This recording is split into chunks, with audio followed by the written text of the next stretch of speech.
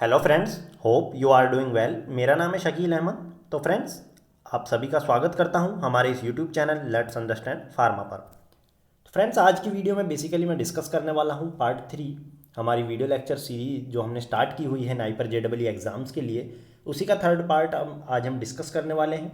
इससे पहले भी फ्रेंड्स इसी सीरीज के 2 पार्ट हम ऑलरेडी अपलोड कर चुके हैं। जिन्होंने उन पार्ट्स को नहीं देखा उनको जाएं और देखें। उनकी लिंक भी आपको डिस्क्रिप्शन और आई बटन में मिल जाएगी। तो फ्रेंड्स, इसके साथ ही मैं आपको एक बात और बता दूं कि फ्रेंड्स, जिन्होंने भी अभी तक हमारे टेलीग्राम ग्रुप को ज्वाइन नहीं किया है वो हमारे टेलीग्राम ग्रुप को ज्वाइन कर लें, क्योंकि फ्रेंड्स हम डेली बेसिस पे वहाँ पे आपको करंट अफेयर के क्वेश्चंस प्रोवाइड कराते रहते हैं, जो कि आपके लिए नाइपर जेडबल एग्जाम में बहुत ही हेल्पफुल साबित होने वाले हैं। तो फ्रेंड्स, आज के वीडियो का discussion basically schedule why he रहने वाला है। ये भी रेगुलेटरी का एक एस्पेक्ट है जिसके बारे में हम सारे इंपॉर्टेंट टॉपिक्स जो कि नाइपर जेडबल एग्जाम से रिलेटेड इंपॉर्टेंट पॉइंट्स हैं वो सारे के सारे हम डिस्कस करेंगे। तो फ्रेंड्स, वीडियो डिस्कस करने से पहले मैं आपको एक और चीज़ बता देना चाहता हूँ कि फ्रेंड्स, बहुत सारे स्टूडेंट्स कोचिंग लेने का सोचते हैं लेकिन हाई कॉस्ट होने की वजह से वो अफोर्ड नहीं कर पाते। तो फ्रेंड्स, इसी को ध्यान में रखते हुए नाइपर के स्टूडेंट्स ने फ्रेंड्स एक आपको video series for NIPER as well as GPAT के लिए स्टार्ट की है, और जस्ट कॉस्ट उसकी आप देखें तो 999 रुपीज़ है। यहाँ पे आपको 999 रुपीज़ पे करके आपको 600 प्लस वीडियोस क्लासेस यहाँ पे आपको देखने को मिलेंगी फ्रेंड्स। और ये जो भी क्लासेस हैं फ्रेंड्स, ये नाइपर के स्टूडेंट्स के ही द्वारा आपको पढ़ाई जाएंगी जो कि टॉप रैंकर स्टूडेंट्स हैं, और अपने एक्सपीरियंस के बेसिस पे जो इंपॉर्टेंट चीज़ें हैं वो सारे उसी चीज़ को ध्यान में रखते हुए आपको सारी क्लासेस यहाँ पे प्रोवाइड की जाएंगी।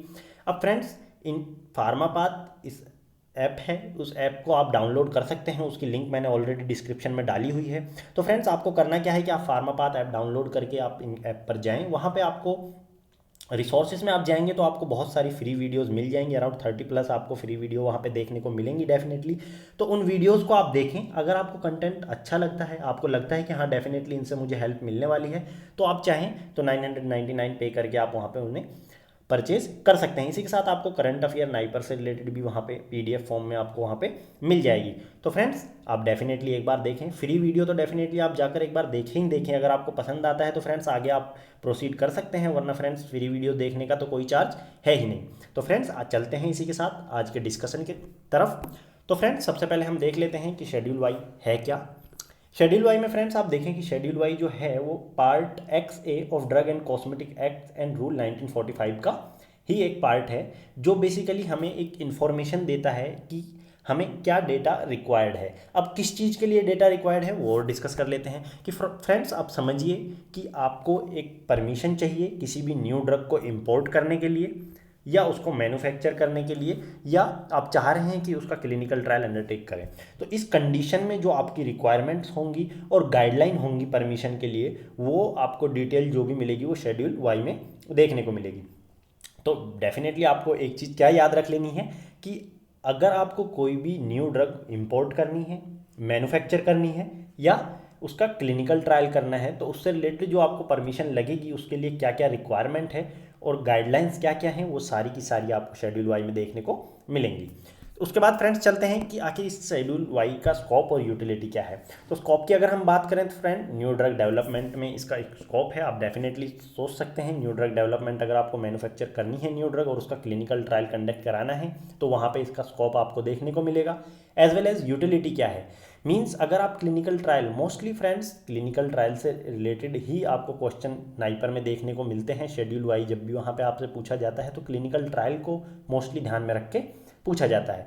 तो अब आप देखें कि यूटिलिटी में आपको क्या देखना है कि right safety wellbeing of human subject. So definitely अगर आप क्लिनिकल ट्रायल कंडक्ट करा रहे हैं तो आप इस कंक्लूजन तक पहुंच सकते हैं कि हमारी एक पर्टिकुलर जो ड्रग है वो ह्यूमन बीइंग के लिए सेफ़ है या नहीं है। यानी कि आपको ये एक कंक्लूजन निकलेगा कि हाँ, जो ये हमारे ड्रग है वो राइट सेफ्टी है उसकी, यानी कि हम सब कुछ चेक कर चुके हैं और अभी ये जो ड्रग है ये ह्यूमन को यूज़ में की जा सकती है। तो वो उसकी हो गई यूटिलिटी। तो फ्रेंड्स, इसके बाद चलते हैं कि इसके कुछ फीचर देख लेते हैं फ्रेंड्स कि फीचर क्या है। फीचर में सबसे पहले अगर आप देखें कि शेड्यूल वाई ही अलाउ करता है concurrent global clinical trial permit करने के लिए, यानी कि कंकरेंट जो भी ग्लोबली क्लिनिकल ट्रायल्स चल रहे हैं उनको कौन अलाउड करता है, शेड्यूल वाई। लेकिन यहाँ पे फ्रेंड्स आपको एक बात याद रखनी है, अगर कोई न्यू ड्रग डिस्कवर्ड हुई है आउटसाइड द कंट्री, यानी कि इंडिया से आउटसाइड हुई है और उसका फेज 1 बाहर चल रहा है फ्रेंड्स, और अभी अगर वहाँ पे हमें इंडिया में ये फेज़ 1 उसका स्टार्ट करना है तो फ्रेंड्स आपको याद रखना होगा कंकरेंट वाला ऊपर जो हमने पढ़ा वो यहाँ पे अप्लाई नहीं होगा। अगर बाहर किसी ड्रग का फेज़ 1 चल रहा है और वो ड्रग बाहर ही डिस्कवर्ड हुई है तो उसको अगर इंडिया में क्लिनिकल ट्रायल स्टार्ट करने हैं तो उनको दोबारा से फेज़ 1 रिपीट करना होगा। ये फ्रेंड्स आपको ये पॉइंट अच्छे से याद रख लेना है। उसी के साथ फ्रेंड्स अगर आप देखें कि ये स्टैट्यूटरी सपोर्ट की तरह काम करती है, जीसीपी गाइडलाइन है जो यानी कि गुड क्लिनिकल प्रैक्टिस गाइडलाइन है, आईसीएमआर एथिक्स गाइडलाइन है, उन सब के लिए भी ये एक सपोर्ट का काम करती है। अब दूसरी बात क्या है कि अगर हम देखें जो कि एथिक्स कमेटी है, इन्वेस्टिगेटर्स हैं, स्पॉन्सर हैं, उनकी क्या क्या रेस्पॉन्सिबिलिटी हैं, क्या क्या उनके क्राइटेरिया हैं, कौन कौन सी रेस्पॉन्सिबिलिटीज़ उन्हें स्टेपुलेटेड की गई हैं, वो चीज़ें फ्रेंड्स कौन डिसाइड करता है, वो सारी की सारी चीज़ें जो डिसाइड की जाती हैं वो शेड्यूल वाई के अंदर ही डिसाइड की जाती हैं। अब उसके बाद जो स्ट्रक्चर है, कंटेंट है और फॉर्मेट है क्लिनिकल ट्रायल प्रोटोकॉल का, वो और रिपोर्ट या एनिमल जो एथिक्स कमेटी अप्रूवल है, सीवियर एडवर्स इवेंट रिएक्शंस जो होती हैं फ्रेंड्स क्लिनिकल ट्रायल के दौरान, यानी कि सीवियर एडवर्स इवेंट्स हैं जितनी भी, उनको रिपोर्टिंग करने का क्या स्ट्रक्चर है, क्या कंटेंट रहने वाला है, क्या फॉर्मेट है, वो सारी की सारी चीज़ें शेड्यूल वाई में आपको देखने को मिलेंगी। तो ये थे कुछ इंपॉर्टेंट फीचर शेड्यूल वाई के, आप इन्हें याद रख लें। उसके बाद फ्रेंड्स देख लेते हैं शेड्यूल वाई में जो डेफिनेशन दी गई है क्लिनिकल ट्रायल की, वो क्या डेफिनेशन दी गई है। यानी कि शेड्यूल वाई में जो बताया गया है friends, clinical trials means A systemic study of new drug in human subject to generate data for discovering or verifying the clinical pharmacological and adverse effect with the objective to determine the safety and efficacy of new drug। तो इसका मतलब friends ये हुआ कि एक systemic study है जिससे हम डेटा कलेक्ट कर रहे हैं उस ड्रग की सेफ्टी से रिलेटेड, उसकी फार्माकोलॉजी और सेफ्टी, यानी कि वो ड्रग पर्टिकुलर सेफ है और उसकी एफिकेसी हमें देखने को मिल रही है ह्यूमन बींग में, उसी चीज़ को एक सिस्टमिक स्टडी को ही फॉर्मेट दे दिया गया है फ्रेंड्स, उसी को क्लिनिकल ट्रायल की डेफिनेशन में बना दिया गया है। यानी कि यहाँ पे अगर आपको किसी भी ड्रग को टेस्ट करना है कि वो ड्रग सेफ़ है ह्यूमन बीइंग के लिए और एफिकेशियस भी है, तो उस कंडीशन में फ्रेंड्स आप क्लिनिकल ट्रायल कंडक्ट कराएंगे, उसके जो भी रिजल्ट आएंगे उसके बेसिस पे आप ये चीज़ बोल सकते हैं कि हाँ हमारी ड्रग है जो वो सेफ़ है और हम उसे फर्दर यूज कर सकते हैं। उसके बाद फ्रेंड्स कुछ लीगल प्रोविजंस हैं। लीगल प्रोविजंस बहुत ही इंपॉर्टेंट है फ्रेंड्स, ये आपको बहुत अच्छे से याद रख लेने हैं। कुछ लीगल प्रोविजन जो मैंने यहाँ पे एनलिस्टेड किए हुए हैं, इनके बारे में मैं आपको बता देता हूँ कि कौन से रूल हैं और उनसे रिलेटेड उस रूल में किस परमिशन के बारे में आपको बताया गया है, कौन सी रिक्वायरमेंट है और गाइडलाइंस क्या हैं। अगर आप देखें 122A है जो रूल, उसमें आप देखें कि इम्पोर्ट ऑफ न्यू ड्रग को जो करने की परमिशंस हैं वो कैसे कैसे दी गई हैं, क्या क्या गाइडलाइंस हैं, क्या क्या रिक्वायरमेंट हैं, वो सारी आपको यहाँ पर देखने को मिलेगी। अब अगर आप देखें 122B में, तो यहाँ पे आपको मैन्युफैक्चर करना है न्यू ड्रग को। 122D की बात करें तो फिक्स डोज कम्बिनेशन में आपको ड्रग को मैन्युफैक्चर करना है एज वेल एज इम्पोर्ट करना है। 122DA, अब देखें फ्रेंड्स ये सीरीज है ABD, DA, DAA, DAB, DAC, DD and E। आप इसको याद रख लें कि टोटल रूल्स जो हैं A to E हैं और डी में आपको कुछ दूसरे सब डिवीज़न देखने को मिलेंगी। यानी कि DA में आप देखें तो permission to conduct clinical trial. अब हमने जो फ्रेंड्स आपको शेड्यूल वाई में बताया कि आपको अगर किसी ड्रग को इंपोर्ट करना है, मैन्युफैक्चर करना है या क्लिनिकल ट्रायल कंडक्ट कराना है तो उस कंडीशन में आपको शेड्यूल वाई में रिक्वायरमेंट और गाइडलाइन देखने को मिलेंगी। तो आप देखें फ्रेंड्स, पहली दो जो ड्रग को इंपोर्ट करना, ड्रग को मैन्युफैक्चर करना। 122DA में आप देखें कि क्लिनिकल ट्रायल कंडक्ट करने वाले रूल्स आपको यहाँ पर देखने को मिल रहे हैं। अब एक और चीज़ की डेफिनेशन जो है क्लिनिकल ट्रायल्स की वो आपको देखने को मिलेगी DA में। जबकि आप देखें कि क्लिनिकल ट्रायल के दौरान अगर कोई इंजरी होती है, कोई डेथ होती है, उससे रिलेटेड जो भी कंपनसेशन दिया जाएगा पेशेंट्स या हेल्थी वॉलंटियर्स को, तो फ्रेंड्स उसका जो भी परमिशंस हैं, उसकी जो गाइडलाइंस हैं, उसकी रिक्वायरमेंट्स हैं, वो आपको देखेंगे कि 122DAB में आपको देखने को मिलेगा। उसी के साथ DAC में आप देखें कि जो भी कंडीशंस हैं क्लिनिकल ट्रायल की परमिशन की एज वेल एज इंस्पेक्शन की, उनसे रिलेटेड आपको वहाँ पे देखने को मिलेगा। 122D है जो वो रजिस्ट्रेशन है जो एथिक्स कमेटी का, जो सारे एडवर्स इफेक्ट वगैरह और जो एक पर्टिकुलर जो गाइडलाइंस हैं और जो पर्टिकुलर क्राइटेरिया हैं वो फॉलो हो रहे हैं या नहीं हो रहे हैं, जो भी पेशेंट्स या वॉलंटियर यूज किए जा रहे हैं वो एथिक्स फॉलो हो रहे हैं या नहीं, उसी को रिलेटेड एथिक्स कमेटी बना दी जाती है फ्रेंड्स। उसके रजिस्ट्रेशन आप देखें कि 122DD में आपको देखने को मिलेगा। अब डेफिनेशन ऑफ न्यू ड्रग जो इंक्लूड है वो 122E में, यानी कि क्लिनिकल ट्रायल की डेफिनेशन आप देखें कि DAA में है, जबकि आप देखें न्यू ड्रग की डेफिनेशन है E में है। उसी के साथ आपको इंपोर्ट करना है तो 122A में है अगर मैन्युफैक्चर करना है तो बी। तो आपको ये फ्रेंड्स अच्छे से लीगल प्रोविजंस हैं जो याद रख लेने हैं, क्योंकि नाइपर में फ्रेंड्स आप बिलीव कीजिए कि इस बार भी मैंने खुद ने पीएचडी का एग्जाम दिया है तो 3 क्वेश्चन मुझे शेड्यूल वाइज से ही वहाँ पे देखने को मिले और इन्हीं लीगल प्रोविजंस और अपेंडिक्स से देखने को मिले जो मैं आगे डिस्कस करने वाला हूँ फ्रेंड्स। तो डेफिनेटली ये रेगुलेटरी का एक बहुत ही इंपॉर्टेंट टॉपिक है, मास्टर में भी इससे क्वेश्चन पूछे जाते हैं। आप प्रीवियस ईयर का क्वेश्चन पेपर सॉल्व करेंगे तो आप पाएंगे कि इनसे रिलेटेड आपको वहाँ पे क्वेश्चन देखने को मिलते हैं। उसके बाद फ्रेंड्स यहाँ पर आपको मैं, जैसे हमने पिछले डिस्कस किया था कि अगर आप एनडीए अप्लाई करते हैं तो वहाँ पे फॉर्म नंबर 44 आपको अप्लाई करना होता है। तो ये फ्रेंड्स फॉर्म नंबर 44 में आपको क्या क्या डिटेल देनी होती है उन्हीं के बारे में मैंने थोड़ा यहाँ पे बताने की आपको कोशिश कर रहा हूँ। तो फ्रेंड्स आप देखें कि कुछ चीज़ें, कुछ पार्ट होते हैं, 4 पार्ट। आप देखें कि सबसे पहले पार्ट में आपको ड्रग से रिलेटेड कुछ इन्फॉर्मेशन देनी होगी, उससे नाम है, उसका डोजेज फॉर्म या उसकी फॉर्मुलेशन क्या है, उसका टेस्ट स्पेसिफिकेशन क्या है यानी कि एक्टिव इंग्रेडिएंट क्या है, उसके साथ एक्सिपिएंट कौन कौन से यूज कर रहे हैं, फार्माकोलॉजिकल क्लासिफिकेशन उसका क्या है, पेटेंट स्टेटस क्या है, वो सब यहाँ पर ड्रग के बारे में बताना होता है। उसके बाद अगर आप फ्रेंड देखें कि जो डेटा है उसके साथ सबमिट करना होता है एप्लीकेशन के साथ, क्या कि मार्केट करने की आपके परमिशन है या नहीं है। अब मार्केट करने की परमिशन है तो फ्रेंड्स ये सारे जो भी डेटा है आपको सबमिट करना पड़ेगा। हम ऑलरेडी इस चीज़ के बारे में पिछली वीडियो में डिस्कस कर चुके हैं कि क्या क्या डेटा आपको वहाँ पे सबमिट करना होता है। थर्ड, इसी के साथ अगर हम बी पार्ट में देखें कि subsequent approval permission of manufacturing already approved new drug.